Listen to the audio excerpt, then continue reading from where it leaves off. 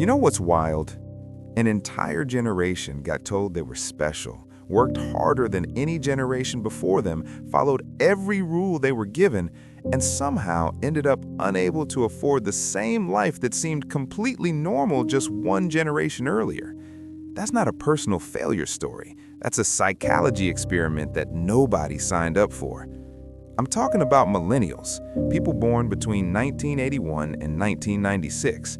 And before you roll your eyes or tap away, stay with me, because this gets uncomfortable in ways you probably haven't considered, ways that explain a lot about why society feels broken right now.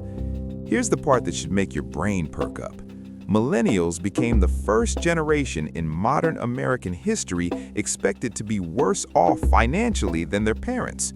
The Pew Research Center confirmed this in 2020, which means we've got an entire demographic walking around with this bizarre psychological cocktail of achievement and failure mixed together in their heads every single day.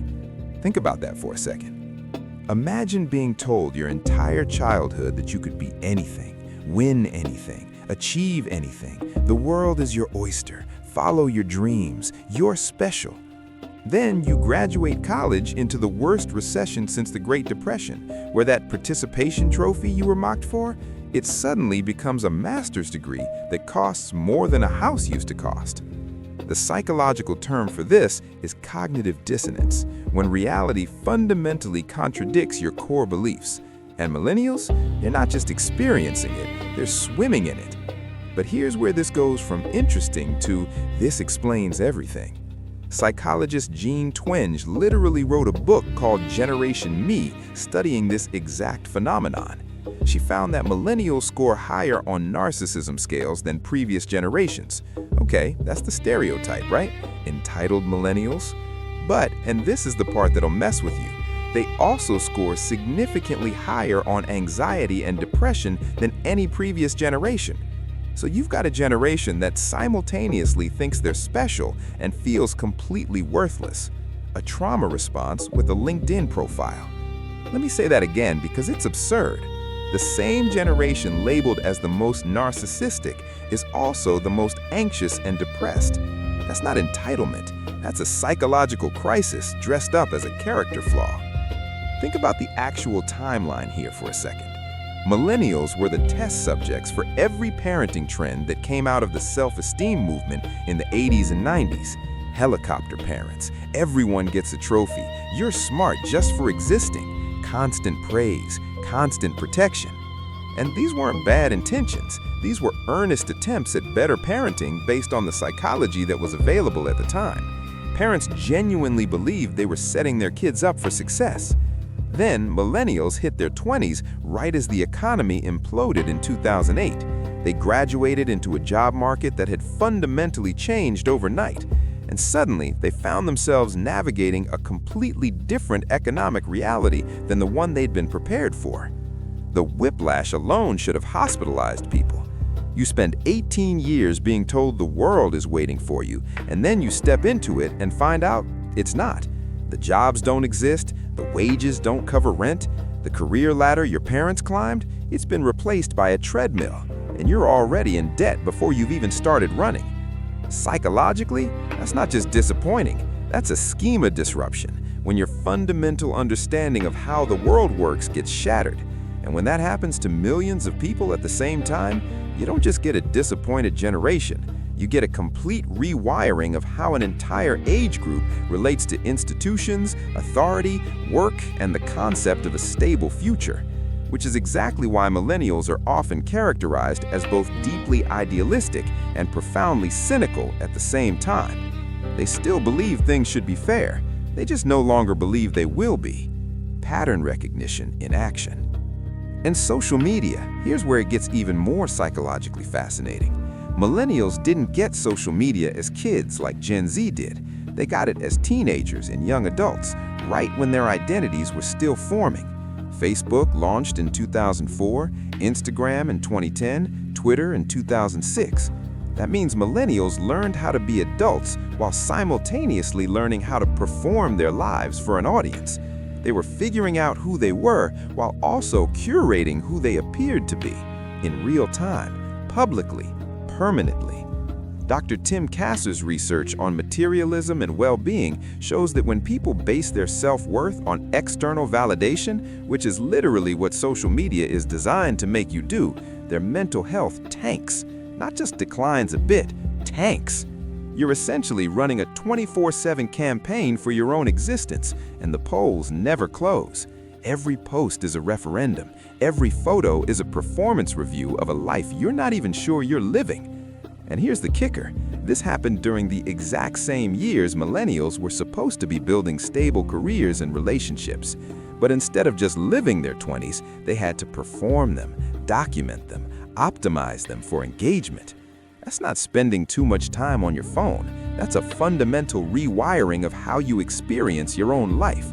You're never just in a moment anymore. You're simultaneously experiencing it and wondering how it'll play to an audience.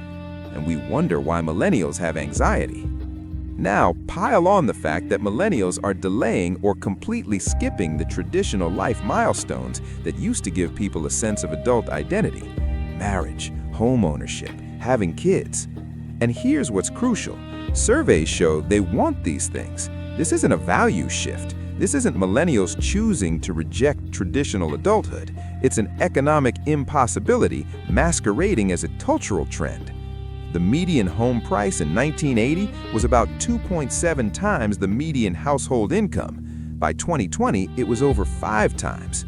In many cities, it's 10 times or more. Student debt went from an average of $10,000 in the 1990s to over $30,000 by 2020, and that's the average. Plenty of millennials are carrying $80,000, $100,000, $200,000 in loans. Entry-level jobs now require 5 years of experience.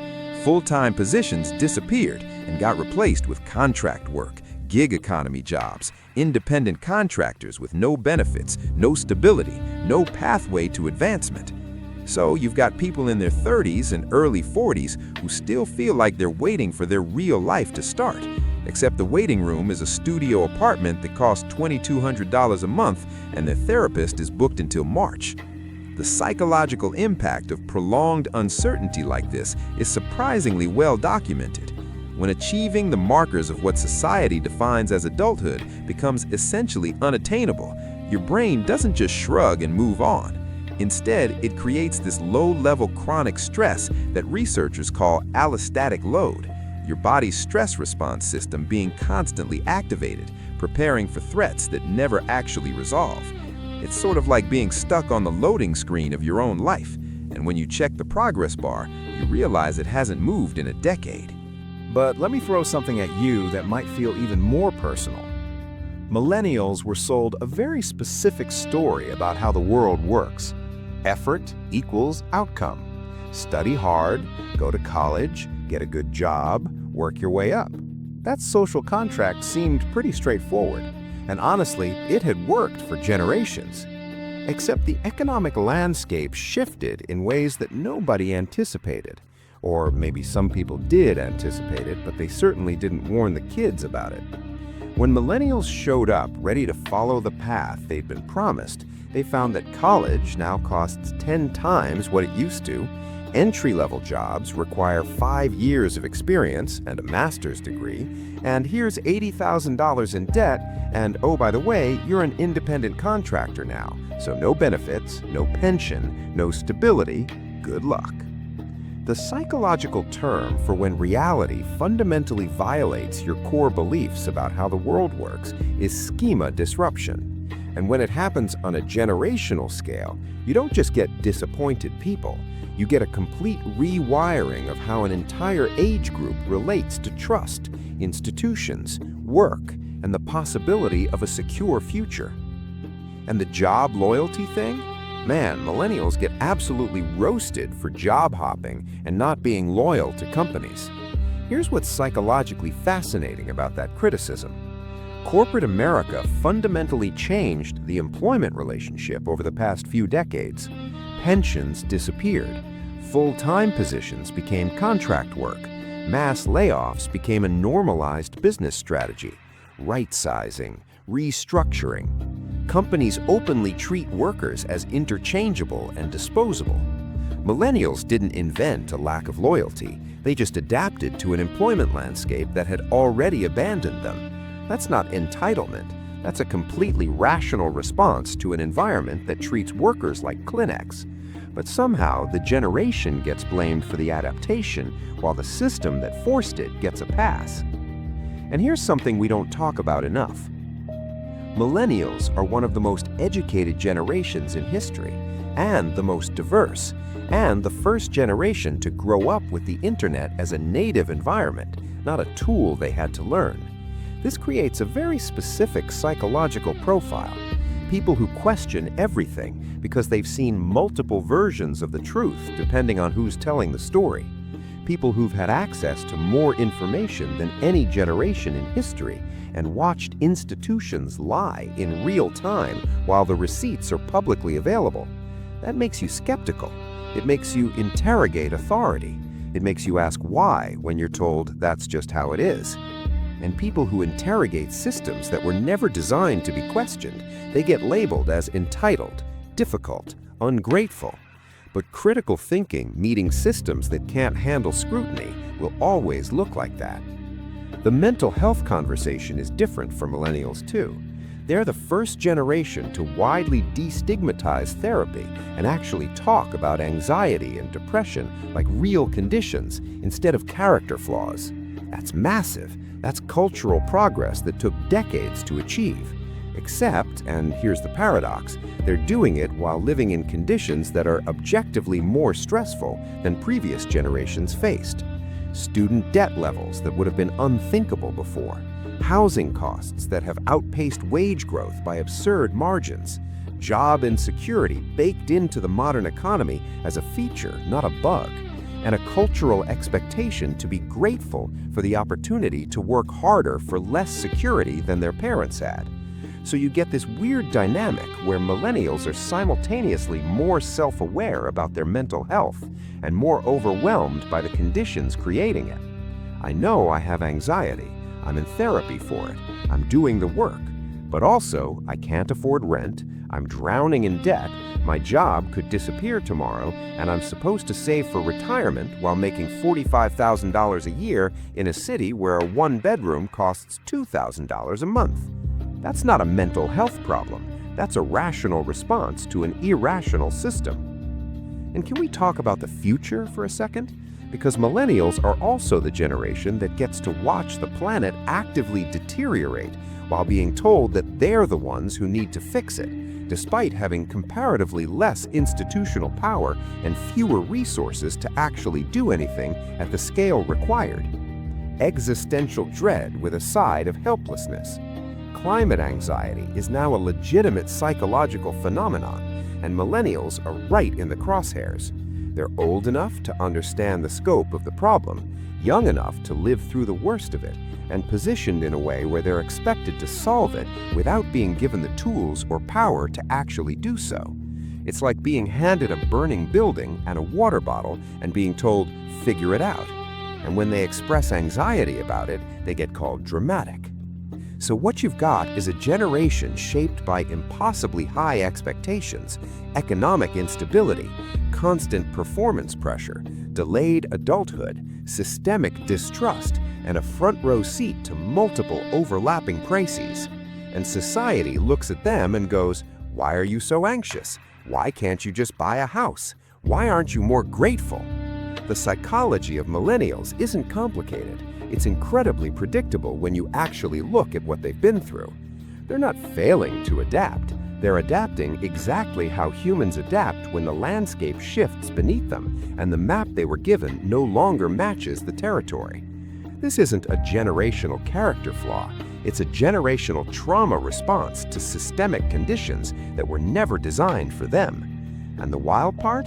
They're still showing up, still trying, still building lives in a system that actively works against them. That's not entitlement, that's resilience.